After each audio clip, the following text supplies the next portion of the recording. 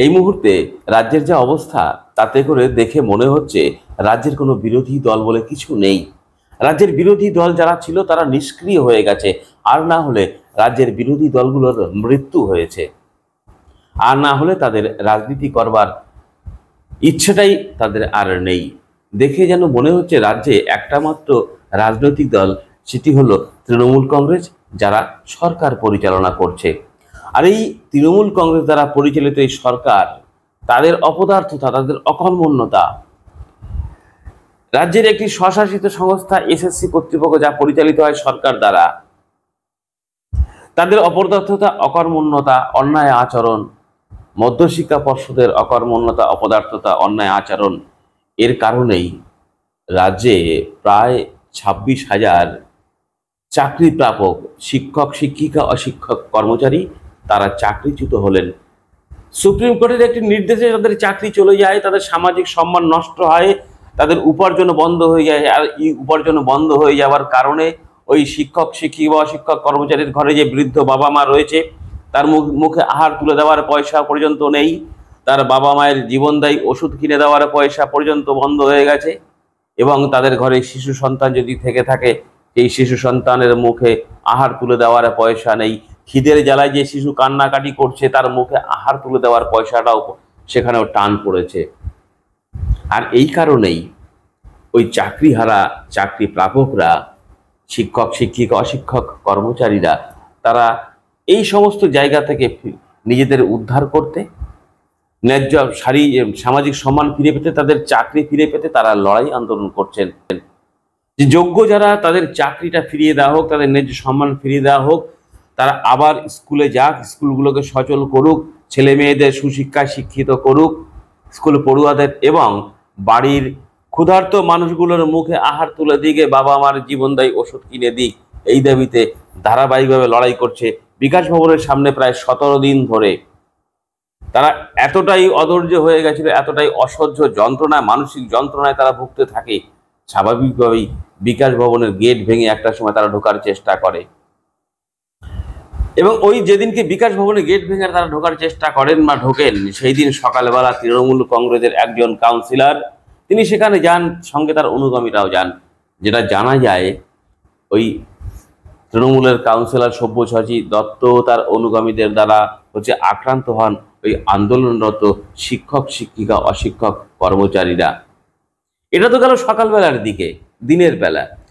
কিন্তু ওই দিনের রাত্রেবেলা নেমে আসে এক চরম আক্রমণ।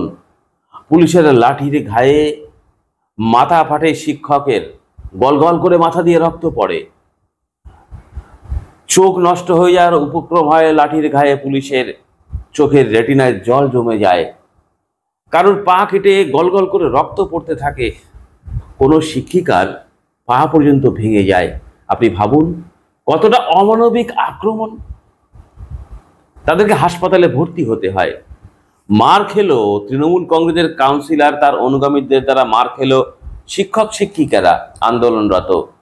পরবর্তীকালে পুলিশি আক্রমণের শিকার হন তারা, অথচ তাদের বিরুদ্ধেই মামলা করে দেওয়া হয়। এই যে অসম্মানজনক অবস্থা, অন্যদিকে এই শিক্ষকদের থানায় গিয়ে হাজিরা দেওয়া, আপনি ভাবুন কতটা অসম্মান। আর এইগুলো দেখছে কারা?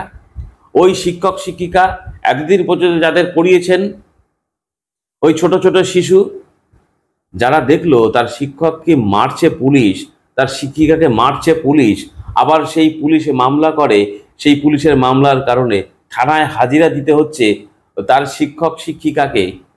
স্বাভাবিকভাবেই এই সরকার এবং এই পুলিশ প্রশাসনের প্রতি এক রাশ ক্ষোভ জন্মায় ওই ছাত্রছাত্রীদের।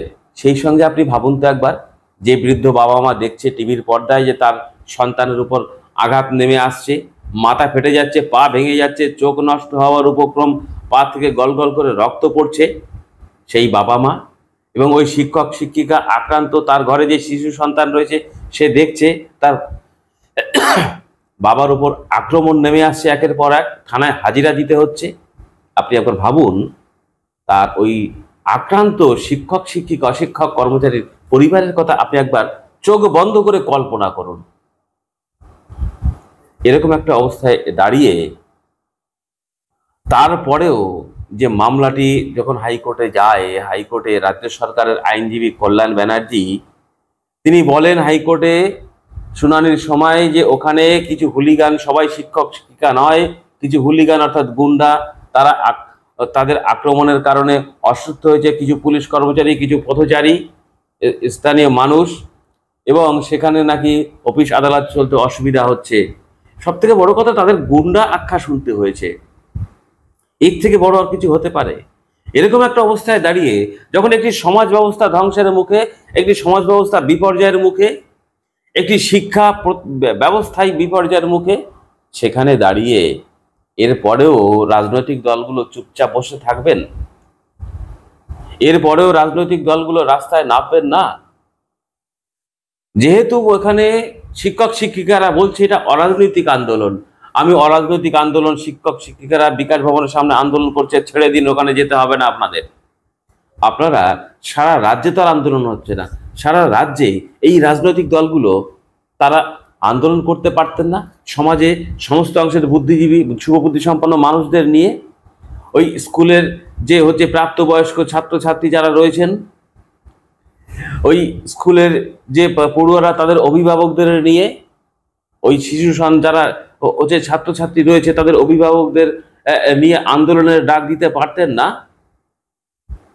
এই সমাজ বাঁচাবার জন্য, এই সমাজটাকে রক্ষা করার জন্য অন্তত পক্ষে রাজনৈতিক দলগুলোর এক্ষুনি রাস্তায় নামা দরকার। না হলে পরে সমাজ বাঁচবে না। এই সমাজটাকে বাঁচানোর দায়িত্ব নিতে হবে এই রাজ্যের বিরোধী রাজনৈতিক দলগুলোকে, তাদের সমস্ত জড়তা কাটিয়ে, কি সিপিএম, কি বিজেপি, কি কংগ্রেস, সমস্ত রাজনৈতিক দলগুলোকে প্রয়োজন বোধে ঝান্ডা ছেড়ে রাস্তায় নামতে হবে মানুষকে ঐক্যবদ্ধ করে। আর যদি ঝান্ডা ছাড়তে না পারেন, তাহলে পরে যেখানে যে রাজনৈতিক দলের শক্তি আছে সেখানে সেই রাজনৈতিক দল তাদের ঝান্ডা নিয়েই লড়াই আন্দোলনে নামুন। লড়াই আন্দোলনে নেমে এই রাজ্য সরকারের যে ব্যবস্থা, রাজ্য সরকারের যে অন্যায় আচরণ, এগুলো মানুষের কাছে তুলে ধরুন যে এই রাজ্য সরকারের এই সমস্ত পদক্ষেপের কারণে আজকে সমাজ ব্যবস্থা ধ্বংসের মুখে, একটি রাজ্যের শিক্ষা ব্যবস্থা ধ্বংসের মুখে, একটি প্রজন্মের মেরুদণ্ড ভেঙে যাওয়ার উপক্রম হয়েছে। সেই জায়গাটা আপনাদেরকে এই রাজনৈতিক দলগুলোকে ধরতে হবে। কারণ আমি এর আগের একটা প্রতিবেদনে বলবার চেষ্টা করেছি, তা হচ্ছে এই 2011 আগে বামফ্রন্ট সরকার, 2011 থেকে এই তৃণমূলের সরকার, এর মধ্যবর্তী সময়টা আমরা দেখেছিলাম রাজ্যের একটা বড় অংশের বুদ্ধিজীবী তারা রাস্তায় নেমেছিলেন গেল রব তুলে বামফ্রন্ট সরকারকে হটাতে হবে। বামফ্রন্ট সরকার হটে গেল, রাজ্যটা কি বাঁচলো? তৃণমূল এলো, রাজ্য কি বাঁচলো? রাজ্যের মানুষ কি ভালো আছে? এইগুলো সেই সময়কার সেই বুদ্ধিজীবী যারা নিজেদেরকে বুদ্ধিজীবী বলে মনে করতেন, সমাজের এই সংবাদ মাধ্যমগুলো যাদের বুদ্ধিজীবী বানিয়ে দিয়েছিল, সেই বুদ্ধিজীবীদের চোখে এখন ঠুলি পড়ে আছে বলে মনে হচ্ছে। তারা আর এই শিক্ষকদের আক্রমণ তাদের চোখে পড়ে না। এই যে রাজ্য সরকারের অপদার্থতার কারণে 26,000 শিক্ষক শিক্ষিকা চাকরি চলে গেল, এইটা চোখে পড়ে না। একটি শিক্ষা ব্যবস্থা ধ্বংসের মুখে পড়েছে, এটা চোখে পড়ে না। একটি সমাজ ব্যবস্থা বিপর্যয়ের মধ্যে, এটা চোখে পড়ে না ওই বুদ্ধিজীবীদের। স্বাভাবিকভাবেই ওই বুদ্ধিজীবীদের কথা ছেড়ে দিয়ে এই বিরোধী রাজনৈতিক দলগুলোকে রাস্তায় বেরোতে হবে। তাহলেই এই সরকারকে সরানো যাবে যারা সরানোর কথা মনে করছেন। তাহলেই রাজ্যে একটি স্থিতিশীল অবস্থা ফিরে আসবে। তাহলেই রাজ্যে এই চাকরিহারা শিক্ষক শিক্ষিকা ভবিষ্যতের দিনে আর কোনো শিক্ষক শিক্ষিকা সরকারি কর্মচারী তাদের চাকরিহারা হতে হবে না। এটা অন্ততপক্ষে আপনারা নিশ্চিত করুন। সমাজ ব্যবস্থাটাকে বাঁচান, একটি সমাজকে বাঁচান, একটি শিক্ষা ব্যবস্থাকে বাঁচান। একটি প্রজন্মকে রক্ষার জন্য বড় দায়িত্ব গ্রহণ করতে হবে এই বিরোধী রাজনৈতিক দলগুলোকে। না হলে পরে সমাজটা টিকে থাকা খুব মুশকিল হয়ে দাঁড়াবে। আজকে আপনার আমার ঘরের সন্তান যে স্কুলে পড়াশোনা করবে, সেই স্কুলটা যদি না থাকে, আজকে যদি 32,000 আবার প্রাইমারি চাকরি চলে যায়, কোথায় গিয়ে দাঁড়াবে আপনারা ভাবুন একবার। সেই কারণেই এই বিরোধী রাজনৈতিক দলগুলোকে উদ্দেশ্যে বারবার একটা কথা বলবো, আপনারা রাস্তায় বেরোন, মানুষকে ঐক্যবদ্ধ করে এই সমাজ ব্যবস্থাটাকে রক্ষা করুন, শিক্ষা ব্যবস্থাকে রক্ষা করুন। যোগ্য চাকরিহারা শিক্ষক শিক্ষিকা অশিক্ষক কর্মচারীদের বাঁচার রাস্তাটা তাদের অন্ধ গলির মধ্য থেকে আলোর দিকে ফিরিয়ে আনার একটা ব্যবস্থা আপনারাই করতে পারেন। এইটাই ছিল আজকে রাজনৈতিক দলগুলোর কাছে আমার আবেদন। যদি এই প্রতিবেদন দেখে আপনাদের মনে হয় এই বিষয়টা সমস্ত রাজনৈতিক দলের নেতৃত্বের কাছে পৌঁছানো প্রয়োজন, প্রতিবেদনটিকে শেয়ার করুন। যুক্ত থাকুন আমাদের সঙ্গে। দেখা হবে পরবর্তী আরেকটি প্রতিবেদনের সঙ্গে। ততক্ষণ ভালো থাকুন, সুস্থ থাকুন।